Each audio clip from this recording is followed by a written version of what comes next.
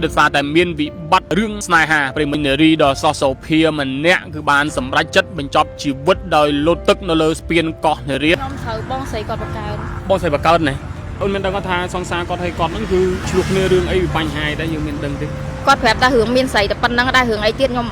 cọt đằng đài các bạn đi tha song xa có thấy cọt nó rùm rùm nơi chủ mùi này kia năng này đồ đâu kia đôi đây pôn chẳng và cọt score kia dạ vềประมาณnăm mau ấy đôi chỉ pi năm chiêng bay năm ấy đại Nam còn đại Nam tha bà ọt về phía chui mơ mai mơ ấy phong tơ của vì đại thủ nơi ban tiệt tê vì thơ chặt toàn ban ấy ban chẳng nên có che tập pe khá tới vậy số pe khá tới hot tới hiện chê chẳng trời cọt nhạc luôn chẳng á ôn là hôn mà đo pe ní song xa một cọt cứ ban mà đo tí tăng cái lại có thay ní rõ kẹt mau ấy ọt mau ấy hay có cọt đăng đại phùa ôn đại vì mà khơi năng thử mật phẹ đài phẹ đăng này chẳng á nào bò nè để khơi hạt cá thử cho mật phẹ đài năng này mật phẹ xem nào ấy kia đằng kia chẳng mật phẹ khang phò cho hai đấy về lắm hai đấy mình chỉ còn chui cọt chui ấy giờ tới dân bà ở đi đai phù kia cho hai tắc đai đôi kia vậy trong bà sân thì kia chui tới bắc kia miền pan ha tới kia tới mình nè tiền đai chẳng kia ban đặt kho mà phẹp ôn ai chui bị chạy đi ban đấy con mình bị bắt đấy mình chỉ còn màu sầm rạch chân nó không cam chọc chỉ vật là spiên con ở đây này con chụp kia mùi sáng xa thôiគាត់ឆ្លាញ់សង្សារគាត់ខ្លាំងណាបងគាត់ឆ្លោះគ្នាសុំចែកផ្លូវគ្នាអីអញ្ចឹងណាបងវីដេអូនេះខ្ញុំផ្សាយទៅនៅទាំងអស់គ្នាថាអត់មានអ្នកខុសទេខ្ញុំធ្វើដើម្បីជួយសុខភាពឯងខ្ញុំទៅមុខលើទេអីខ្ញុំសម្រាប់នេះថាបងស្រីខ្លួនលើគាត់មានឈ្មោះដែរអូនឈ្មោះបញ្ញាបងអាយុ21 22ឆ្នាំហ្នឹងអត់ថ្ងៃគាត់ធ្វើការគេដែរអូនគាត់មានធ្វើអីគាត់នៅផ្ទះមួយសង្សារគាត់នៅផ្ទះមួយសង្សារគាត់គឺគាត់ឲ្យសង្សារគាត់ហ្នឹងបានន័យថាគាត់ចែកផ្លូវគ្នាខ្ញុំមិនសូវដឹងដែរដឹងតែពីរនាក់ហ្នឹងវាឆ្លុះគ្នាទៅវារត់មកផ្ទះម៉ែវិញហើយវាផកអីសែតអីចឹងណាវាមកលោតហ្នឹងវាមកលោត3 4ដងតាំងពីម្សិលមួយថ្ងៃដែលពួកខ្ញុំមកខាត់តន់ពួកខ្ញុំមកពីកំពង់សោមមកវាហក់ម្សាយនៅចុងនេះដែរអត់បានពួកខ្ញុំមកជួយតន់ដល់ពេលជូនវាដាក់ទៀតហើយវាមកហក់ម្សាទៀតជួយបានម្សាទៀតដល់ពេលស្អែកមកហ្នឹងវាហៅមកទៀតមកជួយបានទៀតដល់ពេលមុនហ្នឹងខ្ញុំចង់មកពីលើផ្ទះហ្នឹងខ្ញុំជួបវាដែរឃើញវាលេងអីវាធម្មតាវាញ៉ាំអីធម្មតាចឹងទៅដល់ទៅពេលខ្ញុំចេញមកញ៉ាំអីហ្នឹងឬបងប្អូនខ្ញុំទៅថាបញ្ញាវាហក់ឲ្យវាទុកតាស្បែកជើងឲ្យទូសាប់ហ្នឹងហើយធ្លាប់ឆ្លុះតោះទាញគ្នាអីពីមុនមកឆ្លុះរហូតហ្នឹងហើយតែគាត់ថាឆ្លុះឲ្យត្រូវចឹងតុងថា2ថ្ងៃហ្នឹងទៅវាសែតខ្លាំងហ្មងតែពួកខ្ញុំមកតន់ដង្ហើមវាហក់រហូតតែពួកខ្ញុំជួយបានរហូតបណ្ដាយលើកនេះខ្ញុំជួយអស់លទ្ធភាពព្រោះខ្ញុំត្រូវនៅផ្ទះនៅអីដែរខ្ញុំត្រូវរវល់រឿងខ្ញុំរឿងអីដែរអញ្ចឹងណាពួកខ្ញុំនេះមួយមិត្តភក្តិខ្ញុំចេញមកញ៉ាំបាយមិញហ្នឹងគ្រាន់ចេញភ្លាមប្អូនខ្ញុំទេមួយទៀតប្រាប់ថាបញ្ញាវាហក់បាត់ហើយបានខ្ញុំជិះមកវិញណាអញ្ចឹងបងស្រីខាងលើត្រូវជាប្អូនបងប្អូនបកើតហ្នឹងហើយបងប្អូនខ្ញុំមានតែ2នាក់ហ្នឹងហើយវាប្អូនបកើតខ្ញុំមានតែ2នាក់ទៀតហ្នឹងហើយបាទបងស្រីអាយុប្រហែលអូនវាកាល2005ហ្នឹងហើយ21 22សពរបស់គាត់គឺយើងមានបានតំណែងខាងជំនាញគេជួយស្វែងរកនេះតាក់តងទៅខាងគេក៏ប៉ុន្តែគេនិយាយថាគេទាថ្លៃទុក1000ហើយពួកខ្ញុំអត់មានលទ្ធភាពចឹងណាបងខាងណាអ្នកទាអូនខ្ញុំមិនដឹងដែរគេមានលេខ1តែមានលេខមួយខ្សែតែខ្ញុំគេថារកបានប៉ុន្តែគេទាពួកខ្ញុំ1000ក្នុងពួកខ្ញុំ1000ប៉ុន្តែយកអត់ដឹងខាងណាទេអត់ដឹងខាងណាពី3ថ្ងៃដែលគាត់មកហ្នឹងហើយពួកខ្ញុំតាមមកខាត់គាត់រហូតហ្នឹងខាត់គាត់ឲ្យដឹកគាត់ទៅផ្ទះវិញគាត់មកវិញទៀតអត់អាណិតម្ដាយសោះបងស្រីហើយបាទហើយយើងមិនអាចទៅធ្វើការណាដាក់បន្ទុកគាត់បានទេប៉ុន្តែអ្វីដែលយើងគួរអាណិតគឺអ្នកមីងបាទគឺមានកូនតែ2នាក់បាទកូនស្រីទៀតហើយឥឡូវគាត់តែបាយជឿទៅបញ្ចប់ជីវិតបាទដោយសារតែការឆ្លោះគ្នាជាមួយនឹងសង្សាររបស់គាត់ហ្នឹងអញ្ចឹងនៅពេលហ្នឹងគឺយើងឃើញថាទៅលើកាមេរ៉ាសុវត្ថិភាពគាត់បានធ្វើសេវាហៅទឹកដើម្បីឲ្យគេជួយហ្នឹងហើយគាត់ហៅដែរបណ្ដាយគេជួយអត់ទាន់ព្រោះដោយសារតែគាត់ហត់ពេលហ្នឹងគឺយើងឃើញថាទៅលើកាមេរ៉ាសុវត្ថិភាពគាត់បានធ្វើសេវាហៅទឹកដើម្បីឲ្យគេជួយហ្នឹងហើយគាត់ហៅដែរបណ្ដាយគេជួយអត់ទាន់ព្រោះដោយសារតែគាត់ហត់ទៅបានបាទជម្រាបសួរទៅកាន់ប្រិមត្តទូទាំងជនជាទីគោរពក្នុងគណៈវេលាម៉ោង11យប់ត្រូវនៅថ្ងៃទី19ខែកុម្ភៈឆ្នាំ2026ខ្ញុំបាទទេប៉ុនរួមនឹងក្រុមការងាររបស់ TP News កំពុងតែធ្វើសក្តីរាយការណ៍ស្ថិតនៅនឹងចំណុចស្ពានកោះនារីឥឡូវនេះគឺយើងទទួលបានករណីដោយនារីដ៏សោះសោភាម្នាក់គឺបានសម្រេចចិត្តបញ្ចប់ជីវិតដោយលោតទឹកនៅលើស្ពានកោះនារីដោយសារតែមានវិបត្តិរឿងស្នេហាប្រិមត្តទូទាំងជនយើងដែលគាត់ត្រូវបានបញ្ចប់ជីវិតបាទនៅមុននេះមិញហ្នឹងគឺបើតាមវីដេអូឃ្លីបដែលបងប្អូនវិជាប្រដ្ឋឃើញថាគាត់បានលោតចុះមកហ្នឹងគឺបានហែលបាត់ទឹកសវេសវាគឺថាមើលទៅគឺពិតជាស្រណោះហើយខ្លាំងមែនទែនបាទហើយឥឡូវនេះគឺយើងឃើញថាក្រុមគ្រួសារសាច់ញាតិរបស់ប្អូនស្រីគឺបានមកដល់នឹងចំណុចនឹងទីតាំងស្ពានកោះនារីនឹងហើយប្រិមត្តទូទាំងជនយើងហើយជុំវិញរឿងរ៉ាវនេះយើងក៏មិនទាន់ដឹងថាហេតុអ្វីបានជាគាត់បញ្ចប់ជីវិតដែលគ្រាន់តែយើងទទួលបានព័ត៌មានបឋមថាដោយសារតែគាត់មានវិបត្តិរឿងស្នេហាដោយសារតែមានការឆ្លោះប្រកែកនឹងការសុំចែកផ្លូវពីបរិះសង្សាររបស់គាត់ទើបធ្វើឲ្យគាត់សម្រេចចិត្តនៅក្នុងការមកលោតទឹកនៅលើស្ពានកោះនារីខ ខាងលើនេះគឺចំនួន3លើកហើយបាទលើកនេះគឺជាលើកទី3គឺត្រូវបានសម្រេចដោយសារតែលើកទី1លើកទី2គឺបានបងប្អូនក៏ដូចជាមិត្តភ័ក្តិរបស់គាត់គឺបានធ្វើការខត់តន់បាទហើយរហូតមកដល់លើកទី3នេះទើបបាទគ្មាននរណាដឹងថាគាត់មកលោតនោះគឺត្រូវបា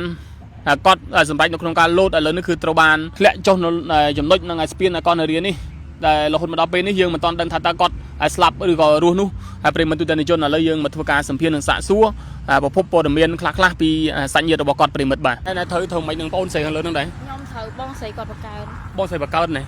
បងអាចជួយបញ្ជាក់ទីបានទេគាត់មានវិបត្តិអីមិនជាគាត់មកសម្រេចចិត្តនៅក្នុងការបញ្ចប់ជីវិតនៅលើស្ពានកនរៀននេះគាត់ឆ្លុះគ្នាមួយសង្សារគាត់ឆ្លុះគ្នាមួយសង្សារគាត់បាទហើយបងស្រីខាងលើគាត់មានឈ្មោះដែរអូនឈ្មោះបញ្ញាបងអាយុ21 22ឆ្នាំហ្នឹង21 22ឆ្នាំហ្នឹងហើយរត់ថ្ងៃគាត់ធ្វើការគេដែរអូនគាត់មានធ្វើអីគាត់នៅផ្ទះមួយសង្សារគាត់នៅផ្ទះមួយសង្សារគាត់បាទអញ្ចឹងគឺគាត់ឲ្យសង្សារគាត់ហ្នឹងបានន័យថាគាត់ចែកផ្លូវគ្នាខ្ញុំមិនសូវដឹងដែរដឹងតែពីរនាក់ហ្នឹងវាឆ្លុះគ្នាទៅវារត់មកផ្ទះម៉ែវិញហើយវាផកអីសែតអីចឹងណាបាទវាមកលោតហ្នឹងវាមកលោត3 4ដងតាំងពីម្សិលមួយថ្ងៃដែលពួកខ្ញុំមកខាត់តន់ពួកខ្ញុំមកពីកំពង់សោមមកវាហាក់ម្សាយនៅចុងនេះដែរអត់បានពួកខ្ញុំមកជួយតន់បាទដល់ពេលជូនវាដាក់ទៀតហើយវាមកហាក់ម្សាយទៀតជួយបានម្សាយទៀតដល់ពេលស្អែកមកហ្នឹងវាហៅមកទៀតម៉ែជួយបានទៀតដល់ពេលមុនហ្នឹងខ្ញុំចង់មកពីលើផ្ទះហ្នឹងខ្ញុំជួបវាដែរឃើញវាលេងអីវាធម្មតាវាញ៉ាំអីធម្មតាចឹងទៅដល់ទៅពេលខ្ញុំចេញមកញ៉ាំអីហ្នឹងឬបងប្អូនខ្ញុំទៅថាបញ្ញាវាហាក់ឲ្យវាទុកតាស្បែកជើងឲ្យទូសាប់ហ្នឹងហ្នឹងបាទអញ្ចឹងមុនហ្នឹងមិញណាគេណារាយការទៅកាន់បងអូនថាគាត់លោតទឹកបងប្អូនខ្ញុំដែរវាជីតាណាបាត់ហ្នឹងវាជីតាណាបាត់ហ្នឹងបាទហើយអូនមានដឹងគាត់ថាសង្សារគាត់ឲ្យគាត់ហ្នឹងគ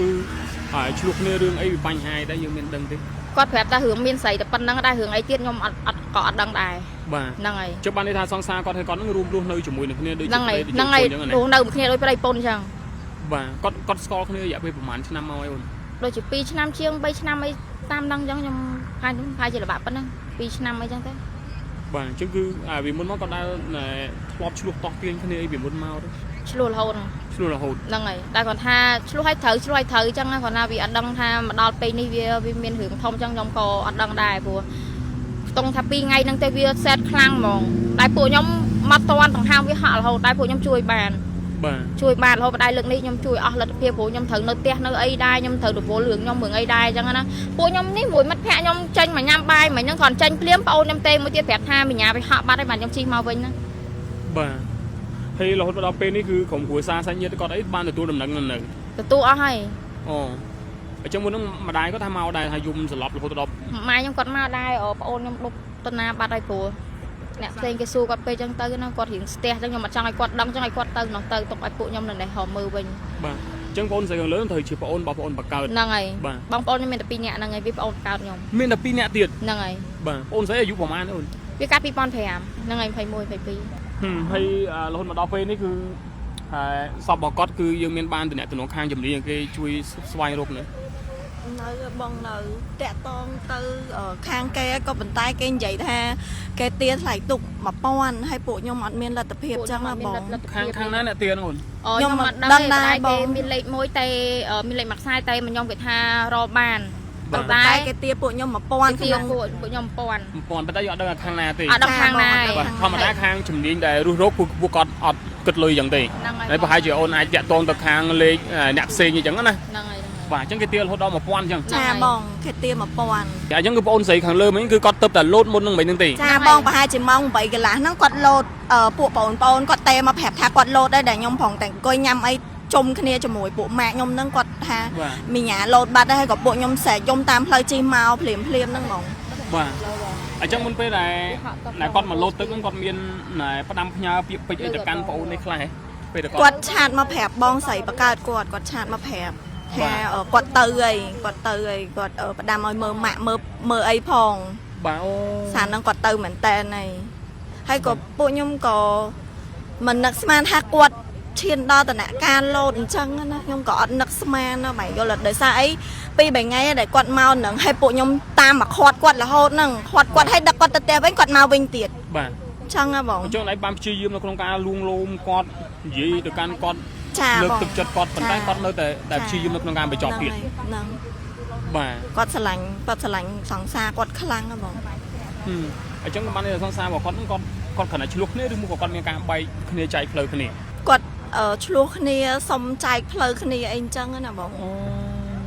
បាទអញ្ចឹងបងស្រីនៅពេលដែលគាត់មកលោតទឹកហ្នឹងគាត់បានផ្ដាំផ្ញើពាក្យពេចន៍មកកាន់បងអូននៅយ៉ាងម៉េចខ្លះ ផ្ដាច់ផ្ដាំគាត់ផ្ដាច់ផ្ដាំថាបើអត់វាជួយមើលម៉ែមើលអីផងទៅព្រោះវាអាចជ្រុះនៅបានទៀតទេវាធ្វើចិត្តអត់តាន់បានអីបានអញ្ចឹងហ្នឹងខ្ញុំក៏ចេះតែពេលខ្លះទៅនិយាយស្រួលពេលខ្លះទៅហត់ទៅរៀងជេរអញ្ចឹងទៅឲ្យគាត់ភ្ញាក់ខ្លួនអញ្ចឹងណាដែលអត់ដឹងថាគាត់មិញហ្នឹងគាត់អត់ដឹងថាគាត់មកលោតទឹកទេព្រោះដោយសារតែគាត់ធម្មតាវិញឯងបងគាត់ធម្មតាគាត់ស្រស់ថ្លាគាត់ចង់បញ្ញាធម្មតាមិនចង់មកជួបពួកខ្ញុំដែរហ្នឹង បាទ ខ្ញុំមានដឹងថាអញ្ចឹងណាបង បាទហើយសពថ្ងៃនេះគាត់នៅណាដែរអូន គាត់នៅផ្ទះម៉ាក់ក្មេកគាត់ អូអញ្ចឹងបានន័យថារងថ្ងៃនេះគឺនៅផ្ទះខាងប្រុសហ្នឹងទៀត គាត់ដងគាត់នៅខុនដូដល់ទៅពេលឥឡូវគាត់ឈប់នៅខុនដូគាត់ទៅនៅផ្ទះមួយម៉ាក់ក្មេកខាងគាត់ដល់ទៅពេលវាឆ្លោះគ្នារឿងអីផ្សេងទៀតយើងអត់ដឹងអីឆ្លោះទៅក៏វាមកផ្ទះវិញ ពីរ មកផ្ទះពីរថ្ងៃវិញវាចេះលេបឆ្នាំលេបអីរហូតអីអញ្ចឹងទៅដល់ថ្នាក់ហក់ទឹកហក់អីអញ្ចឹងណាបង បាទអូយបាទប្រិមត្តទូទៅជនហើយបាទអត់អាណិតម្ដាយសោះបងអូនស្រីហើយបាទហើយយើងមិនអាចទៅធ្វើការដាក់បន្ទុកគាត់បានទេប៉ុន្តែអ្វីដែលយើងគួរអាណិតគឺអ្នកមីងបាទគឺមានកូនតែ2នាក់បាទកូនស្រីទៀតហើយឥឡូវគាត់តែបាយជឿទៅបញ្ចប់ជីវិតបាទដោយសារតែការឆ្លោះគ្នាជាមួយនឹងសង្សាររបស់គាត់ហ្នឹងប្រិមត្តទូទៅជនយើងហើយអូនរហូតមកដល់ពេលនេះសង្សាររបស់គាត់គឺបានមកដល់ទីតាំងកន្លែងគាត់ហើយនេះរត់ គេអត់មកហើយអត់មកហើយក៏គាត់ដឹងដែរព្រោះអូនដែលវាមកឃើញហ្នឹងត្រូវមិត្តភក្តិដែរគេដឹងហើយអញ្ចឹងណាបង អ្នកដែលឃើញហាត់ការត្រូវជាមិត្តភក្តិដែរ ហ្នឹងហើយមិត្តភក្តិស្និទ្ធស្នាលមួយគ្នាទាំងអស់គ្នាអញ្ចឹងមិត្តភក្តិខាងប្រុស ចុះហេតុអីពេលហ្នឹងហេតុអីមិនជាគាត់អត់ជួយខត់ជួយអី និយាយទៅយើងបានេះដែរព្រោះគ្នាចេះហៅទឹកដែរដូចគ្នានិយាយចឹងបើសិនជាគ្នាជួយទៅប៉ះគ្នាមានបញ្ហាទៅគ្នាទៅម្នាក់ទៀតដែរអញ្ចឹងគ្នាបានតែខលមកប្រាប់គាត់ណាវាលោតចូលវាលោតចូលហើយ ចូលទៅឲ្យទៅគាត់ឃើញ ហ្នឹងហើយឃើញទៅដល់វាទុកបែកជើងឲ្យទូរស័ព្ទវានៅហ្នឹងអញ្ចឹងណាពេលហ្នឹងបើសិនជាមកតន់អានោះក៏ចាប់ខាត់បានដែរបណ្ដោយវាប្រងហើយហ្នឹង បាទ ហ្នឹងហើយវាប្រងទៅនេះមិញថត អញ្ចឹងបាននេះថាចៃដនគាត់ជិះមកឃើញ ហ្នឹងហើយ គាត់លោតណា ហ្នឹងហើយ បាទអញ្ចឹងគឺគាត់បានទេតាក់ទងជាមួយនឹង អូនហ្នឹងហើយឲ្យជិះមក បាទហើយឥឡូវនេះគឺគាត់បានបន្សល់ទុកនៅទ្រព្យសម្បត្តិអីគេខ្លះឲ្យ ទូរស័ព្ទ ហើយស្បែកជើង ហើយស្បែកជើង បាទអញ្ចឹងគឺប្រហែលថ្ងៃដែលគាត់មុននឹងមកធ្វើការមកសម្រេចចិត្តនៅក្នុងការមកលោតទឹកជាលើកទី3នេះគឺគាត់បាននិយាយពាក្យពេចន៍ផ្ដាំផ្ញើក៏ដូចជាពោលពាក្យពេចន៍យ៉ាងម៉េចខ្លះដែរមកកាន់បងអូននៅពេលហ្នឹង គាត់គ្រាន់តែប្រាប់ខ្ញុំថាបើអត់វាទៅជួយមើលម៉ែមើលអីចឹងទៅវាកូនអត់បានការវាអត់អីចឹងណាបងហើយវានិយាយរឿងច្រើនទៀតពាក់ព័ន្ធមួយអ្នកផ្សេងសង្សារចឹងដែរខ្ញុំសុំអត់និយាយរឿងហ្នឹងកុំប៉ះពាល់ដល់គេចឹងហ្នឹងហើយចឹងយើងនិយាយតែផ្ទៃក្នុងយើងតែប៉ុណ្្នឹងគាត់គ្រាន់តែផ្ដាច់ផ្ដាំអីទូទៅចឹងណាហើយខ្ញុំក